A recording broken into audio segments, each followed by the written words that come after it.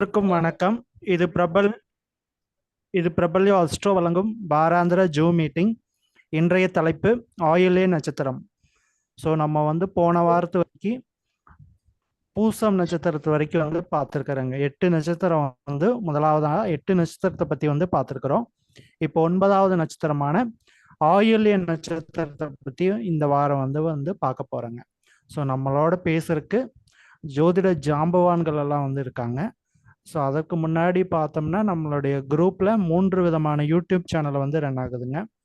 பிரபல்யோ astro அப்படிங்கிற ஒரு YouTube channel, Sri வாரி ஜோதிடம் அஸ்ட்ராலஜி அப்படிங்கிற ஒரு யூடியூப் சேனல் இருக்குதுங்க. மூன்றாவதாக பார்த்தீங்கன்னா ஸ்ரீ ரங்கா அஸ்ட்ரோ அப்படின்னு சொல்லி 3 விதமான யூடியூப் சேனல் ரன் ஆகிட்டு இருக்குதுங்க. ஸோ இதில் போடுற வீடியோவை எல்லாருமே ஷேர் பண்ணி விடுங்க. நிறைய பேர் சப்ஸ்கிரைப்பும் பண்ணல. ஸோ சப்ஸ்கிரைப் பண்ணாதீங்களா, மெயினாக சப்ஸ்கிரைப் பண்ணி விடுங்க. இதில் நல்ல நல்ல கருத்துக்களை நம்ம ஜோதிட ஜாம்பவான்கள் எல்லாம் சொல்லிட்டு இருக்காங்க. ஸோ இது எல்லாமே அவங்களோட வாழ்க்கைக்கு யூஸ்ஃபுல்லாக இருக்குங்க. ஸோ அதனால எல்லாரும் மெயினாக போடுற வீடியோஸை ஷேர் பண்ணி விடுங்க. அண்டு சப்ஸ்கிரைப் பண்ணாதவங்க சப்ஸ்கிரைப் பண்ணிக்கோங்க. ஸோ நம்மளோட இன்னைக்கு முதலாவதாக பேசுறதுக்கு ஈரோட்டை சேர்ந்த திரு அனுஷம் நாகராஜன் ஐயா அவர்களை அன்புடன் அழைக்கிறோம். சார் வாங்க. வணக்கம். ஆத்தாளை எங்கள் அபிராமவல்லியை அன்னமெல்லாம் பூத்தாளை மாதுளம்பூ நிறத்தாளை புவி அடங்க காத்தாளை அங்குச பாசா குசமும் கரும்பு வில்லும் சேர்த்தாளை முக்கண்ணியை தொழுவார்க்கு ஒரு தீங்கில்லையே. அனைவருக்கும் வணக்கம். வாரம் நடக்கக்கூடிய இந்த ஜூம் மீட்டிங்ல ஒவ்வொரு தலைப்புல பத்தி பேசிட்டு வர்றோம்.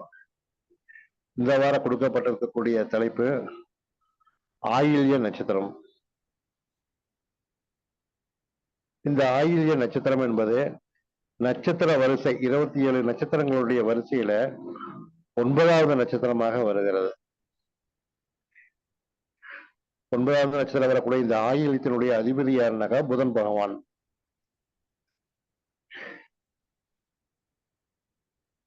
இந்த நட்சத்திரம் பார்த்தீங்கன்னாக்க இந்த ராசியில, அதாவது கடக ராசியில இந்த நட்சத்திரம் வருகிறது. கடக ராசியில 1 முதல் 4 பாதம், 1, 2, 3, 4 பாதங்களையும் இந்த ஆயில்ய நட்சத்திரம் கடகராசியிலேயே வச்சிருக்குது. இந்த கடகராசியினுடைய அதிபதியாருனாக்கா சந்திர பகவான் ஆவார். இதனுடைய அதிதேவதை அப்படின்னு பார்த்தோம்னாக்கா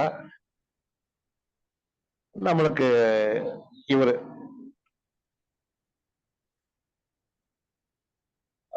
ராகு பகவான். அதாவது பாம்பு நாம சொல்லிக்கலாம். அதே மாதிரி பெருமாள், சயனத்தில் இருக்கக்கூடிய பெருமாள் நம்ம வணங்குவது ரொம்ப ரொம்ப சிறப்பான ஒரு இதா இருக்கும். அதுக்கு இந்த நட்சத்திரத்தினுடைய விருட்சம் என்னன்னு பார்த்தோம்னாக்கா புன்னை மரம், அதே மாதிரி முருங்கை மரம், ரெண்டையுமே எடுத்துக்கலாம். நாம விலங்கு அப்படிங்கிறது நாகப்பாம்பு. இந்த நட்சத்திரத்துல பிறந்த மகா புருஷர்கள் யாருன்னு பார்த்தோம்னாக்கா தர்மர், ராமாயணத்தில் இருக்கக்கூடிய லட்சுமணர், இவர்கள் எல்லாம சொல்லலாம். நம்முடைய அரசியல்வாதிகள் எடுத்துட்டாக்கா பிரதமர் திருமதி இந்திரா காந்தி அவர்கள் இந்த நட்சத்திரத்துலதான் பிறந்திருந்தாங்க. இந்த நட்சத்திரம் மாமியாருக்கு தோஷம் அப்படின்னு சொல்லுவாங்க. ஆனா அதுக்கு நிறைய கதைகள் இருக்குது. அதனால அந்த மாமியாருக்கு எந்த விதமான பெரிய பாதிப்பெல்லாம் ஒண்ணும் கிடையாது.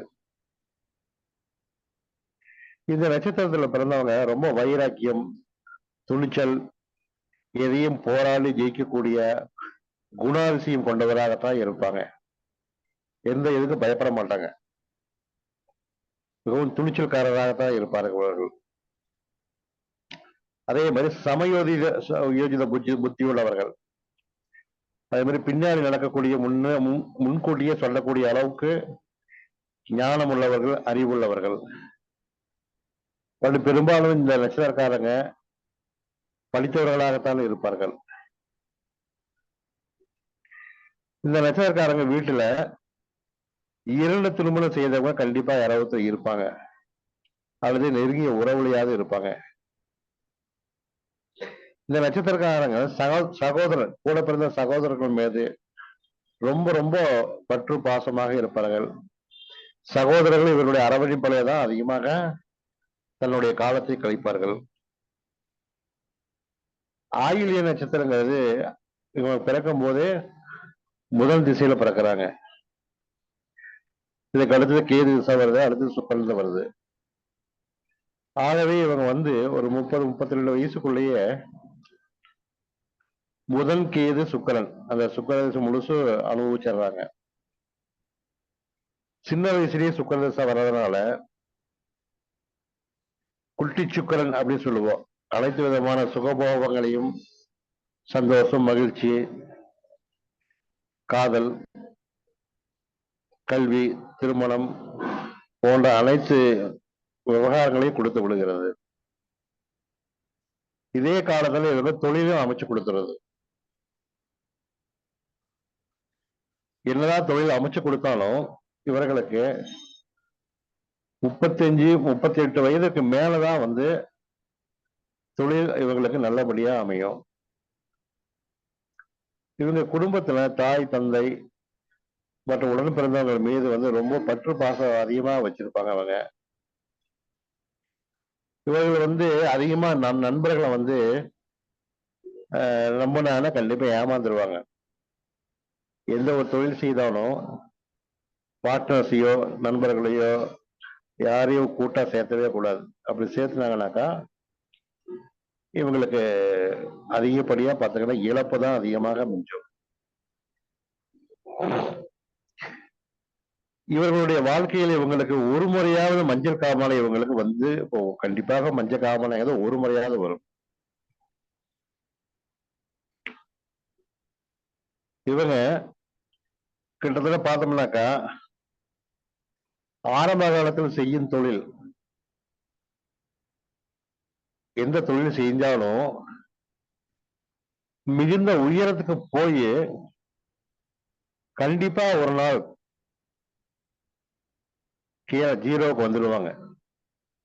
உச்சத்துக்கு போன இவங்க ஒரு நாள் கண்டிப்பா ஜீரோவுக்கு அதற்கு பிறகு படிப்படியாக சிரமப்பட்டு கஷ்டப்பட்டு முன்னேறித்தான் தன்னுடைய வாழ்க்கையில் வெற்றி பெறுவார்கள். இவங்களுடைய திருமண வாழ்க்கையை ரொம்ப யோசிச்சு நிதானமா அவசரம் இல்லாம செய்யணும். இவருடைய திருமணம் அப்படிங்கறது 30-31 வயதுக்கு மேலதான் செய்யணும். அப்பொழுதுதான் இவர்களுக்கு சிறப்பாக இருக்கும். ஏன்னா கடகராசிக்கு 7ஆம் வீடு பார்த்தோம்னாக்கா மகர கும்பம் வருது. சனியோட வீடா வர்றதுனால ரொம்ப ரொம்ப லேட் மேரேஜ் பண்றது ரொம்ப விசேஷம். இவங்க ஜாதகத்துல பார்த்தோம்னாக்கா புதன் திசை ஆரம்பத்திலேயே வர்றதுனால ஆரம்பத்திலேயே அது புதன் அப்படின்னாவே நல்ல படிப்பு கொடுத்துரும்.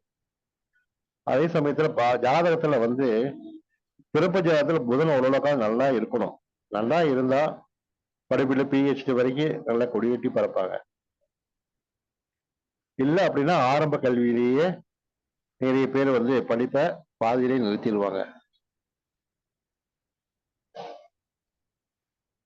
பெரும்பாலும் இந்த ஆயிலிய நட்சத்திரம் ஆயிலியம் அதாவது கடகராசி அப்படின்னாவே வெளிநாடுன்னு சொல்லலாம்.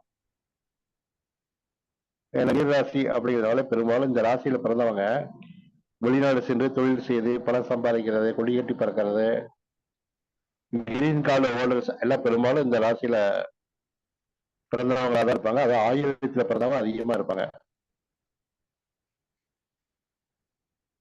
பெரும்பாலும் இவங்களுக்கு சொந்த ஊர்ல கண்டிப்பா முன்னேற்றம் கிடையாது. இவங்களுக்கு இந்த நட்சத்திரத்துல பிறந்தவங்க கண்டிப்பா வெளியூர், வெளிநாடு, வெளி மாநிலங்கள் போயிட்டாங்கன்னா தான் இவங்களுக்கு நல்ல ஒரு வாழ்க்கை அமையும். இந்த நட்சத்திரக்காரங்களுக்கு வீடு வாடகை கொடுக்க கூடாதுன்னு ஒரு பழமொழி ஒண்ணு இருக்குது.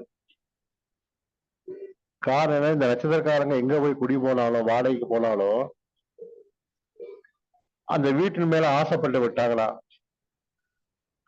வாங்கணும் அந்த வீட்டை அப்படின்னு நினைச்சாங்கனாக்கா கண்டிப்பாக அந்த வீடு அவங்களுக்கு சொந்தமாயிரும். எப்படியோ ஒரு வகையில அந்த வீட்டு விலைக்கு வாங்கிடுவாங்க.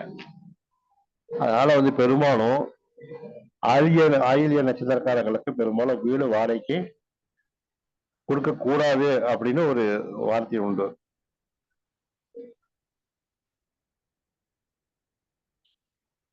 அடுத்தது இந்த நட்சத்திரத்துல பார்த்தோம்னாக்கா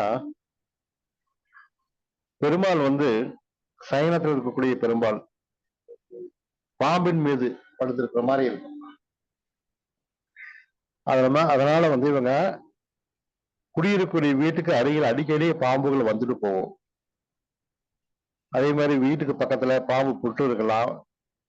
பாம்பு புற்று இருந்த வீட்டு அந்த பாம்பு புற்றுக்கு மேல வீடு கட்டியிருக்கலாம், அது பக்கத்துல வீடு கட்டியிருப்பாங்க.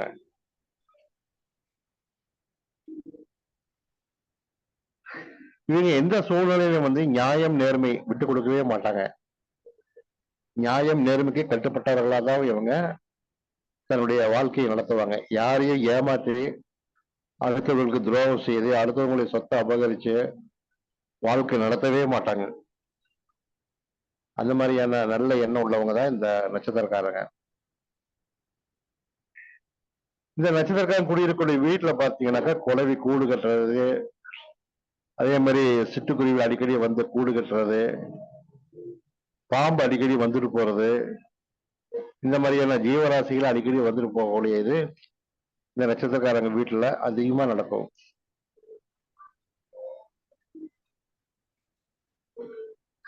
இந்த நட்சத்திரக்காரங்க வீட்டுல அல்லது நெருங்கிய உறவினர்ல யாராவது ஒருத்தர் அல்லது பல பேரு கேன்சர், அதாவது புற்றுநோயால் பாதிக்கப்பட்டு காலமாகி இருப்பாங்க. இது கண்டிப்பா உங்க குடும்பத்துல யாராவது ஒருத்தர் கண்டிப்பா இருக்கும்.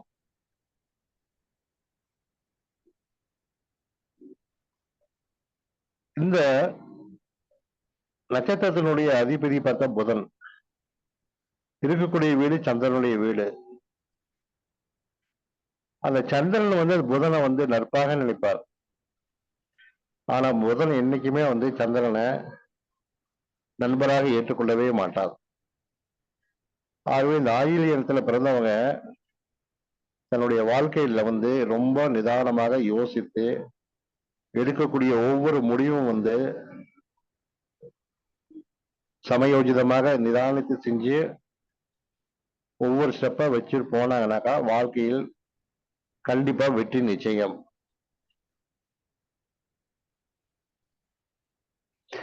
இந்த ஆயிலத்தை பிறக்கக்கூடிய இவங்களுக்கு ராக திசை மாரக திசையா வரும். சொல்ல போனாக்கா இது ஒரு 40 வயசு, சுமார் 35க்கு மேல 40க்கு மேலதான் இந்த மாரக திசை வரும். ஒரு 18 வருஷம் இருக்கும். அந்த காலகட்டத்துல இவங்க வெளிநாட்டு வாழ்க்கை, வெளியூர் வெளிநாட்டு வாழ்க்கை, நல்லா சொத்து சேர்க்கறது, சம்பாதிக்கிறது, லக்ஸரியான ஒரு மேம்போக்கான வாழ்க்கை கண்டிப்பாக இலக்கை எட்டி விடுவார்கள். வாழ்க்கையில் கண்டிப்பா அவங்க கொடி கட்டி பறப்பாங்கன்னே சொல்லலாம். ஆகவே இந்த நட்சத்திரக்காரங்களுக்கு ஒரு 35-40 வயசுக்கு மேலதான் ஒரு நல்ல முன்னேற்றம்னு சொல்லலாம். பெரிய திசையாக சுக்கிர திசை இடையிலே முன்னாடியே வந்ததுனால சுக்கிரன் கடகத்துக்கு பாதகாதிபதியா வந்தார். அதனால அதிகமா நல்லதும் செய்வாரான்னு பார்த்தாக்கா அதிகமா கெடுதல் தான் அதிகமா பண்ணுவார். நல்லதும் கெடுதல் மாறி மாறி வந்தாலும் அதிகப்படியாக பார்த்தோம்னாக்கா கூட்டி கழிச்சு பார்த்தா கெடுதல் தான் அதிகமாக இருக்கும். இந்த ஆயில்யம் 1ஆம் பாதம் 4ஆம் பாதம் குரு வீட்டுல வருகிறது. ஆகவே இவங்க பார்த்தீங்கன்னாக்கா ஆன்மீகத்திலும் அதே மாதிரி யோகா, இந்த மாதிரியான ஆன்மீக துறையில சிறந்து விளங்குவார்கள். அதே மாதிரி படிப்பில் கெட்டிக்காரராக இருப்பாங்க. நிறைய பேர் பார்த்தீங்கன்னாக்கா படிப்புல கெட்டிக்காரராகிய பள்ளிக்கூடம், கல்வி நிலையங்கள், காலேஜ், கல்லூரியில பேராசிரியரா இருக்கிறது, கல்லூரி கட்டி நிர்வாகம் பண்றது, அதே மாதிரி ஐடி ஃபீல்ட்ல பார்த்தோம்னாக்கா ஹெச்ஆரா இருக்கிறது, அதுல உயர்ந்த பதவியில இருக்கிறது, இந்த மாதிரியான ஒரு துறையில 1ஆம் பாதம் 4ஆம் பாதமும் கண்டிப்பாக இருக்கும். இதுல வரக்கூடிய 2ஆம் பாதம் 3ஆம் பாதம் பார்த்தோம்னாக்க சனி வீட்டுல வருது, புணர்ப்பு தோஷம்னு சொல்லலாம். ஆகவே கடகராசி வெளிநாட்டு, அதுல மகர கும்பம் சனி வீடு. அப்ப சனி சந்திரன் சேர்க்கை சேரும் போது இவர்கள் வெளிநாட்டுக்கு சென்று அடிமை வேலை, கூலி வேலை செய்வார்கள் என்ன சொல்லலாம். ஆனா 1ஆம் பாதம் 4ஆம் பாதம் ஐடி ஃபீல்ட்ல பெரிய போஸ்ட்ல நல்ல உயர்ந்த பதவிகள் இருப்பாங்க. ஆனா 2ஆம் பாதம் 3ஆம் பாதம் பார்த்தாக்கா அடிமட்ட தொழில், கீழ்நிலை தொழில்கள் செய்வார்கள். அந்த மாதிரியான ஒரு அமைப்பு வந்து உங்களுக்கு 2ஆம் பாதம் 3ஆம் பாதத்துக்கு அந்த மாதிரி கண்டிப்பா கொடுக்குது. அதே மாதிரி 4ஆம் பாதத்துல பிறந்தவங்க எல்லாம் பாருங்க, பெரும்பாலும் பேரும் புகழோடு இருப்பார்கள். நிறைய பேர் மருத்துவர்களாகவும் அறுவை சிகிச்சை நிபுணர்களாகவும் கண்டிப்பாக அவங்கெல்லாம் இருப்பாங்க.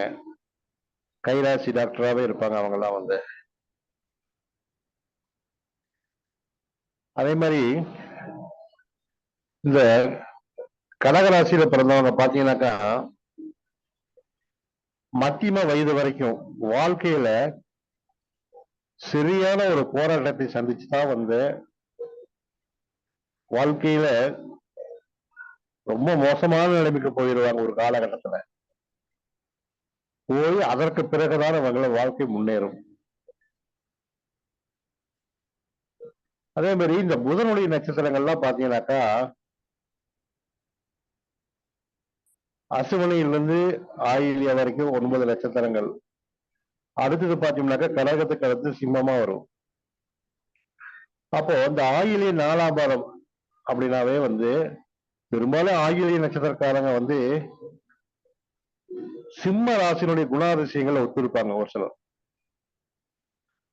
அதாவது தலைமை பதவி, போராடி வெற்றி பெறுதல், தனக்கு கீழே நிறைய பேர் வச்சு வேலை வாங்குறது, இந்த மாதிரியான ஒரு உயர்ந்த ஒரு பண்புள்ளவங்களாகவும் நியாயம் நேர்மைக்கு கட்டுப்பட்டவர்களாகவும் நிறைய இருப்பாங்க அவங்கெல்லாம் வந்து. அதனால வந்து இந்த ஆயில்ய நட்சத்திரம் அப்படிங்கறத பார்த்தோம்னாக்கா இருக்கக்கூடிய நட்சத்திரங்களிலேயே பாதரட்சுவாக வரக்கூடிய இந்த ஆயில்யம், கேட்ட, ரேவதி இதுல வரக்கூடிய இந்த ஆயில்ய நட்சத்திரம் கல்வியில் சிறந்த விளங்குவார்கள், தொழிலில் சிறந்த விளங்குவார்கள், நியாயம் நேர்மைக்கு கட்டுப்பட்டவர்கள். நிறைய பேர் பாத்தீங்கன்னாக்கா வக்கீல் தொழில், ஆடிட்டர், இந்த மாதிரி ஆடிட்டர் தொழில் செய்ய இருக்கக்கூடியவங்க, கல்வி நிலையங்கள் நடத்துறது, எழுத்துப்பூர்வமான தொழிலை, குமாஸ்தா வேலை, இதெல்லாம் பாருங்க ஆயில்யத்துல பிறந்தவங்க அதிகமா இருப்பாங்க. நிறைய பேர் ஜட்ஜா இருப்பாங்க, ஏன்னா அவங்க நியாயம் நேர்மைக்கு கட்டுப்பட்டவர்கள். அதனால வந்து இந்த நட்சத்திரம் வந்து இருக்கக்கூடிய நட்சத்திரங்கள்ல சிறப்பான நட்சத்திரம்னு சொல்லலாம். பெரும்பாலும் இந்த நட்சத்திரத்தில் பிறந்தவங்க சமையல் கலையில் சிறந்து விளங்குவார்கள். பெரும்பாலும் மாமியாருக்கு ஆகாதுன்னு சொல்லுவாங்க. ஆயில்யத்துல பிறந்த ஒரு மருமகள் புகுந்த வீட்டிற்கு வந்து நன்றாக சமையல் செய்து அது உணவை சாப்பிட்ட மாமனார் தன் மனைவியை கூப்பிட்டு, ஒரு நாளாவது இப்படி செஞ்சிருப்பியா, எனவே எவ்வளவு அருமையா செஞ்சிருக்க மருமக அப்படின்னு சொன்னாராம். அதனால வந்து மாமியாருக்கு மருமக மீது கோபம். இவ்வளவு நாளா நாம செஞ்சதை ஒண்ணும் சொல்லாத இவர் நேற்றுக்கு வந்த மருமக ஆயில்யத்துக்காரி வந்து நம்ம வீட்டுக்காரையே மாத்திட்டா பாரு அப்படின்னு சொல்லுவாங்க.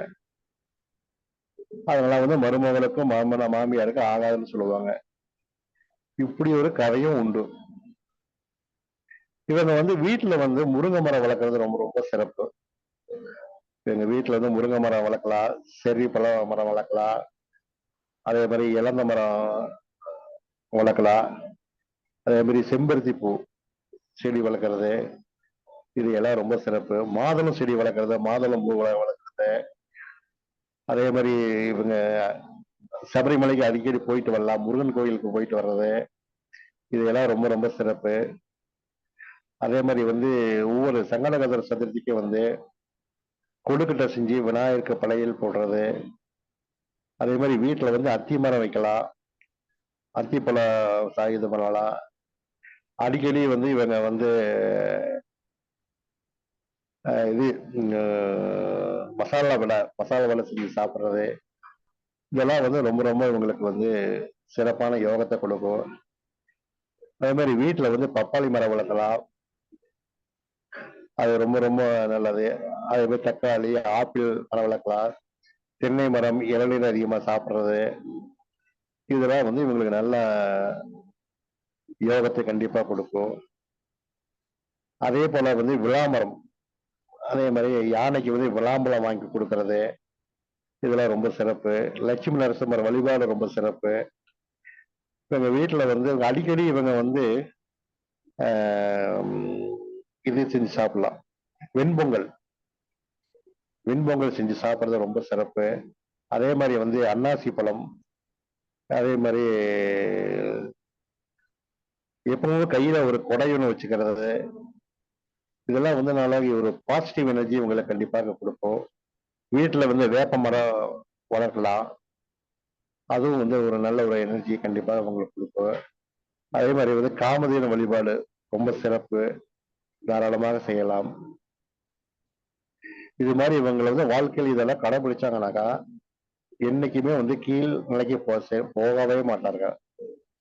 இப்பவுமே இவங்க வந்து சயனத்தில் இருக்கக்கூடிய பெருமாளை வழிபட்டார்களே ஆனால் இவர்கள் வாழ்க்கையில் மென்மேலும் உயர்ந்து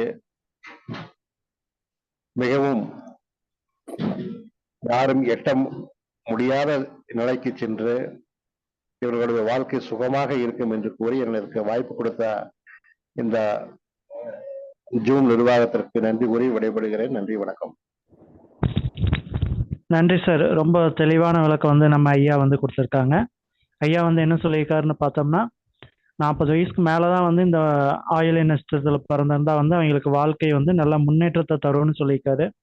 அதே மாதிரி 31 வயசுக்கு மேலே தான் வந்து திருமணம் பண்ணால் வந்து இவங்களுக்கு ஒரு நல்ல வாழ்க்கை அமையும் அப்படின்னு வந்து ஐயா வந்து சொல்லியிருக்கிறாரு.